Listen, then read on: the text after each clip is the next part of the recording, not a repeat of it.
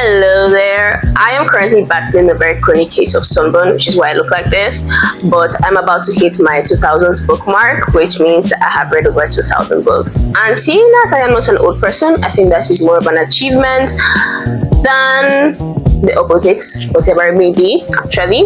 So I don't want to jinx it, which is why I haven't checked if I have hit it or not. I'm simply going to check when I am sure that I have surpassed it for the fun of it.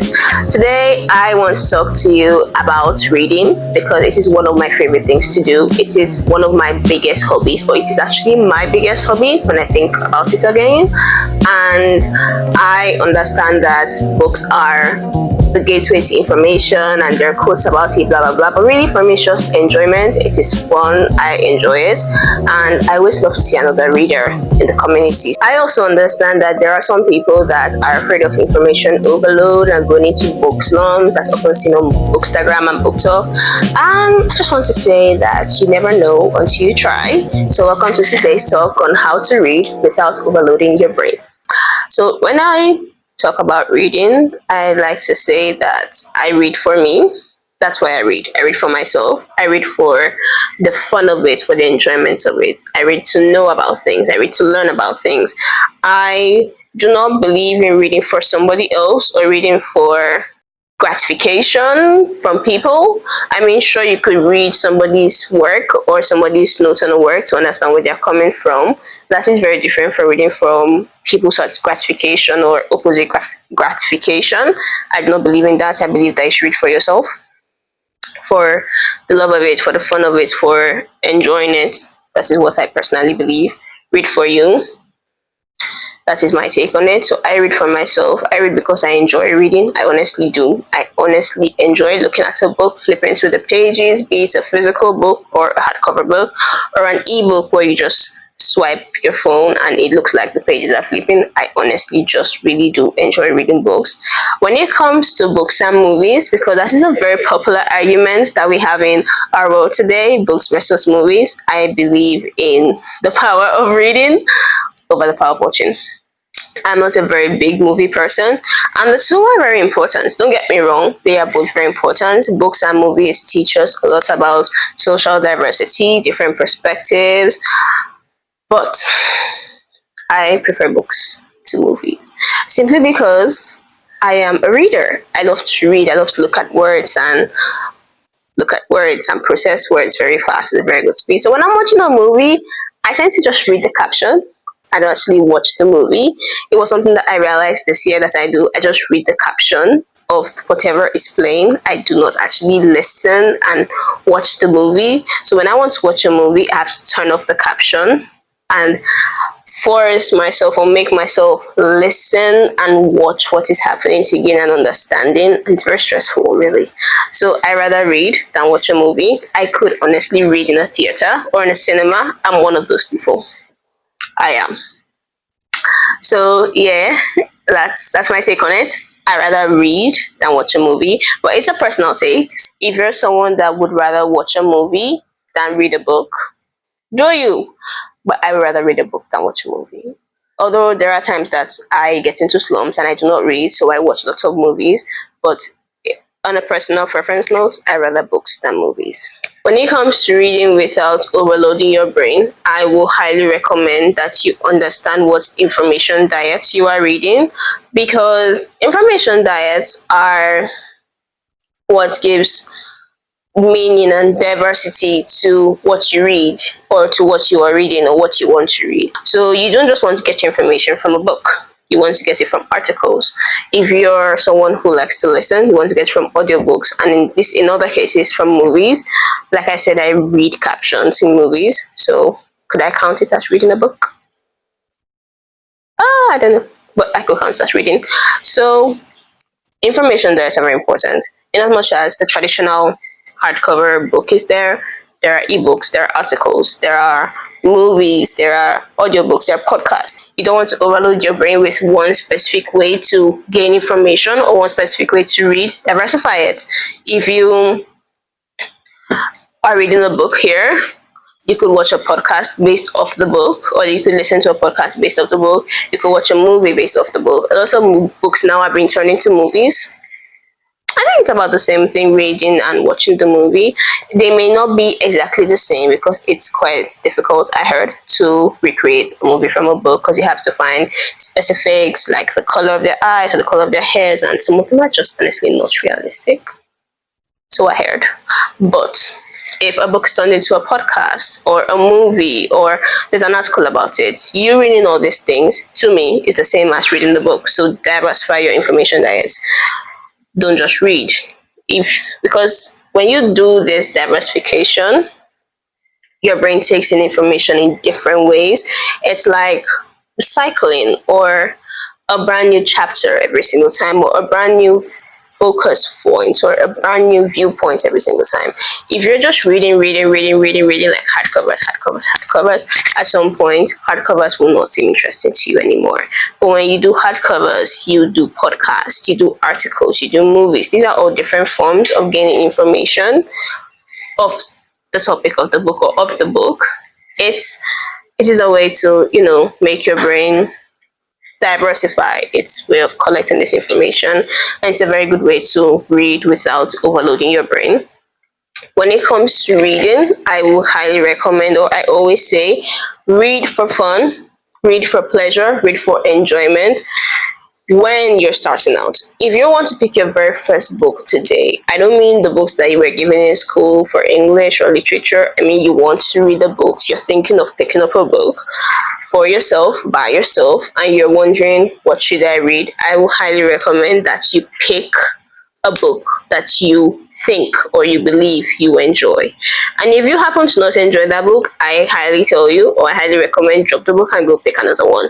Because you will do something that you enjoy over and over and over again than something that you did not enjoy the first time around.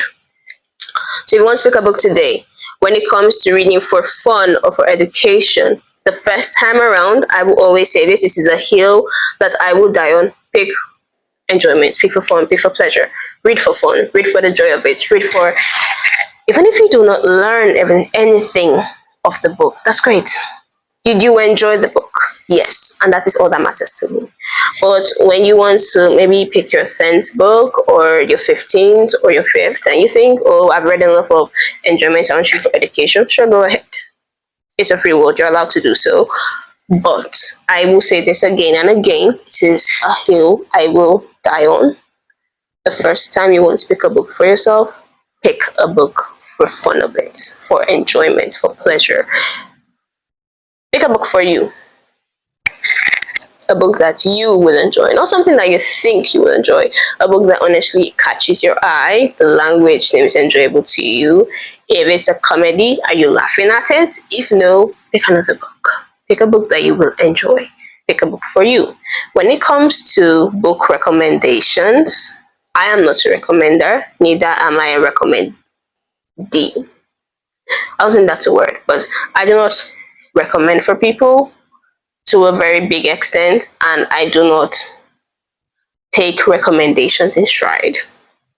What I mean by this is, when you recommend a book and I look at the book and I do not enjoy what I'm seeing, because I judge books based on their covers. Quote me, call me, whatever you want to say. I judge books based on their covers. If the cover isn't eye-catching to me, if it doesn't grasp my attention, if it doesn't pique my interest, the probability I read the book is very, very low. So make your covers pretty, authors. Do so. But I read for myself. I read for the fun of it. I read for me. So when you give me a recommendation and the book doesn't look interesting, I am sorry, but I am not going to read your book. But I am sorry. Simply because it's not something that I want to read. And I feel like when people get recommendations, they believe that, oh, I have to read this recommendation. I do not believe in that. So, and I do not recommend books for people because I don't know. I honestly just don't. I do not think it is that viable to recommend books. I mean, sure, I can talk about what I've read, which I do. I talk about what I've read. I talk about it on my Instagram. I talk about what I've read, what I'm currently reading, things that I enjoyed in the book. But If I should say that, oh, you must read this book, I don't say that, because it's not every book is for everybody. I think that's something that I came to the understanding of. Not every book's for everybody, and you have to be fine with that as a reader or as a person who wants to read. So if you want to read books based on recommendations, go ahead. I'm not discouraging anybody, but I personally, it's a personal thing. I do not read books of recommendations. Rather, I like to explore books before I read. I like to explore genres and authors before I read a book. Like if I find an author today that looks interesting and I read a book by her or him and the book is interesting, I'm going to literally read almost everything that that author has written until I'm tired of that author. And heaven help them if they have collaborated with somebody else. I am going to read what that other person has also written, because I believe that there is more to an author than one book. If an author has written 10, 15 books, give Karen Kingsbury, for example, she has written over 30 books, and I have read over 25 by her. She's an author that I will always read. My favorite book from her is, well, not the book, but my favorite series is Bailey Flanagan's series. That's Living, Learning. That series, I really love it. It is one of my favorite series. If I had just read one book from her, because my first book from her was Above the Line Stage 2, and I'm like, oh, I read her book and I'm moving on, I wouldn't have found this other series. So I don't believe in reading of recommendations. I believe in taking your time to really read through an author, understand their perspectives, how they write, their language and all that, and then move on to another book. So this is another way to not overload your brain, because I believe that if you're constantly thinking of, well, will I get my next recommendation, where will I get my next recommendation, you will get tired of waiting for recommendations or jumping off from one author to another. For me, that's how I feel. So I do not do recs. People do recs, and that's great for them. It's just not a hill I will climb or sit beneath, because it's not just for me. Not just reading can overload your brain, okay? A lot of things can cause information overload in your mind, in your brain, not just reading. Although, yes, you have heard of, or we all have heard of, book slumps. I personally have been in book slumps before, where I just can't look at books and read them. I'm like, not today. Another day. It happens. It's normal. It's a thing that happens to all readers. At some point in time, your brain says no more, and that is fine, honestly. I feel like information overload is a very good thing, but when your brain is overloaded, it is a good thing. It just shows how much you have collected or how much you have learned, and you need sometimes to just process and sort through it, and I think that is quite normal. A lot of things can also overload your brain, including physical stress. It can also cause your brain to be like, I need to just cut off one thing, and then maybe reading was the point that I just said it. I need to take a pause on this, and then we'll get back to it. I would like to invite you into the club to come be a reader, come read. Why you should start reading? It's fun. It's honestly fun for me personally. I think it'd be fun for you too. It's a different way of seeing the world. I think I understand social diversity more because of how much I have read. Like in my mind, people are book characters. So that is one way of putting it. So when I think of a person that I have met or a situation and I have read a book about that particular situation, I don't try to merge the two together. No, that's wrong. But I can better understand where that is coming from or where such a person is coming from, because I have read scenario or a scenario like that, in as much as it may have been fiction. That is fine. So reading really just opens a world of, I don't want to use the word imagination. It opens a world of difference to you. It opens a world of understanding to you. Because when you read and you understand different POVs of different book characters, it makes you see the world differently. It does. So yeah, you should come read. You should come into the book club. I don't own a book club. I'm part of one, but I don't own one. You could find one around you if you want to start there. And I assure you that reading is enjoyable, in as much as a lot of people will say that it can bring about a lot of information. It's a great thing. Information is important. It's important in understanding people. Overwhelming or overloading your brain happens either way, with or without reading. But when you read with diversity, when you read different genres, when you read different authors, it really does help with a balance to this overload, so it won't happen as quickly as you may think it would happen.